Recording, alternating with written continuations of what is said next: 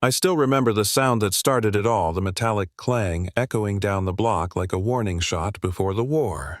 Weeks later, that same corner where the hydrant used to stand glowed orange in the night as the new HOA Clubhouse burned to the ground. And Dana Hernandez, our proud president, was on her knees in her silk robe screaming into her phone, begging for water that would never come. It began one Monday morning, the kind where nothing dramatic should ever happen. I was standing barefoot on my driveway, coffee in hand, when a flatbed truck rolled down Hawthorne Street.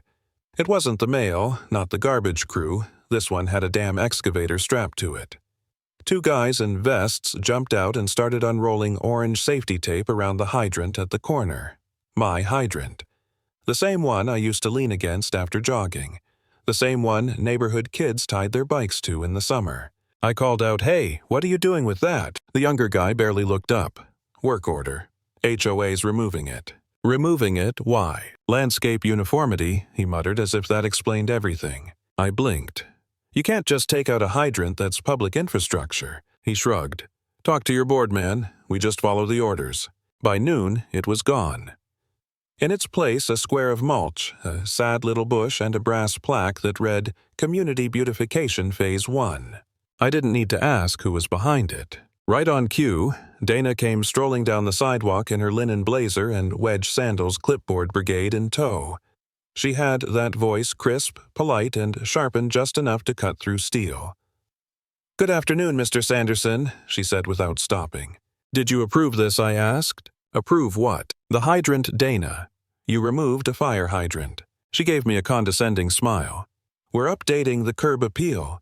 The city signed off. "No, they didn't," I said flatly. "I used to work with the fire department. You're required to have hydrants every 500 feet. Her eyes narrowed slightly. "Michael, you're retired, aren't you? Maybe let the current generation handle community safety." Something cracked into me right there. 30 years as a firefighter. 2 commendations. Burns on my back to prove it. And now I was being lectured about safety by a woman who thought hydrangeas could replace a water main. That night I checked the HOA's online minutes. Nothing, no vote, no approval, no mention of hydrant removals. Just vague talk about visual cohesion and design upgrades. It stank of manipulation. I started documenting everything. Photos, maps, safety codes, even called my old chief. "You're kidding," Morales said when I told him. "Removing hydrants." "That's illegal." "Not if they think no one's watching," I muttered. By Friday, every hydrant on the north end was gone. In their place, decorative fountains and fake gardens. The newsletter arrived that weekend, all smiles and ribbon cuttings, Dana beaming under the headline, Outdated Infrastructure, Modern Vision. I tore it in half. Still, I told myself maybe it was ignorance, not malice, until a letter appeared on my porch. Notice of non-compliance. I was being fined $1,500 for undermining community harmony because I'd reported them to the fire marshal. That one stung. I sat in my garage staring at that paper, wondering if I'd lost it. Maybe I was overreacting. Maybe they were right. Hydrants were old. Maybe sprinklers were enough. But then I remembered the apartment fire in '09, the kid we pulled out half-conscious, the seconds that mattered because water pressure held. And I thought, no, not again. A few days later, a letter arrived with a county seal. Deputy Fire Marshal Elise Tran had launched a compliance review. They were officially under investigation. When I called the HOA office, the receptionist tried to sound calm. I told her, "Tell your board the fire marshal will be contacting them today." For the first time in weeks, I felt air in my lungs. The next HOA meeting was their attempt at damage control community enhancement update. I sat in the back, silent. Dana stood at the podium wrapped in emerald green, the color of fake calm. She clicked through slides about aesthetic unity and progress through modernization. When she opened the floor for questions, I raised my hand. "Has the HOA received a letter from the county fire marshal?" A hush fell. She hesitated, then forced a smile. "Yes, correspondence was received." "Did it state you're in violation of state fire code?" "That's under legal review," she snapped. "So yes," I said. "You're breaking the law." Her composure cracked. "You are no longer recognized by this board, Mr. Sanderson. Please sit down." I didn't.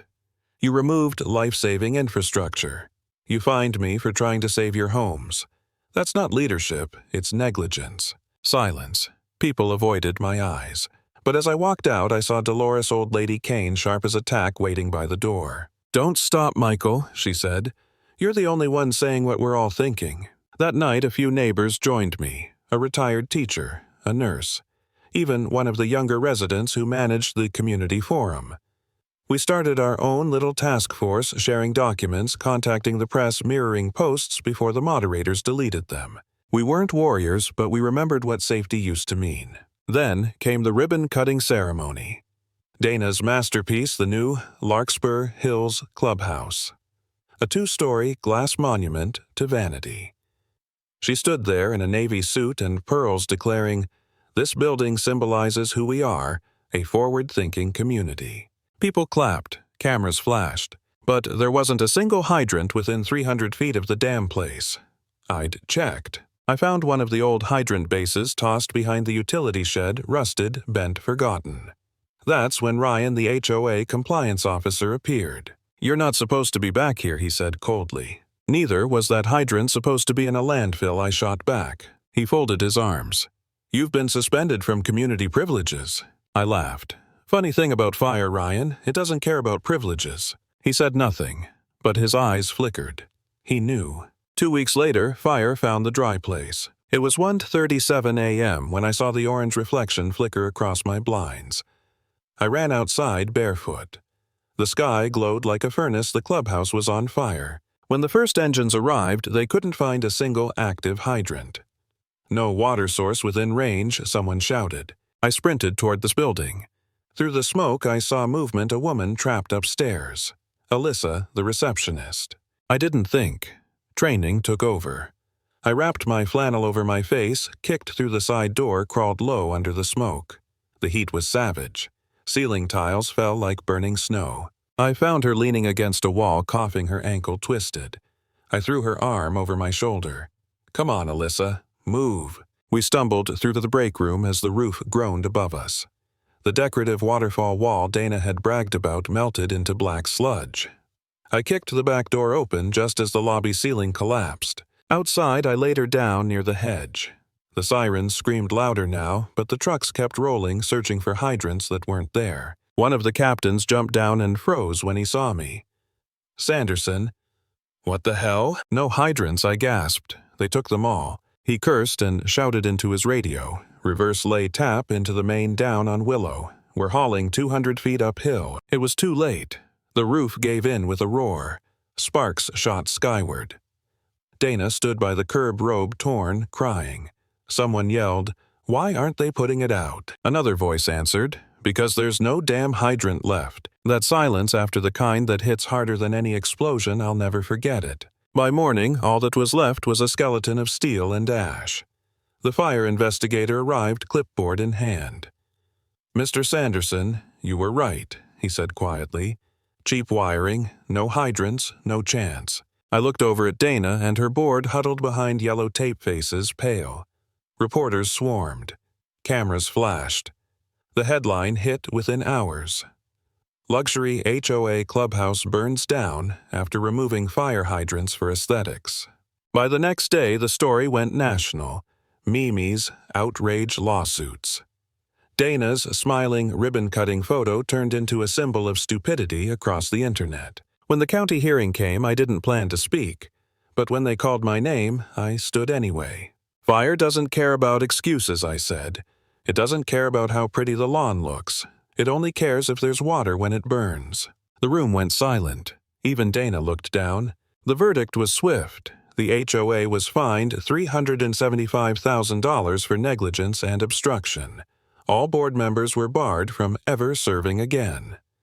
Dana resigned that same night, a single-sentence email at 2 a.m. When I walked out of that courthouse, I didn't feel victorious, just empty.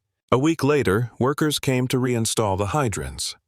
I watched as they bolted down a new one right at the corner of Hawthorne and Larkspur, the first one they'd torn out.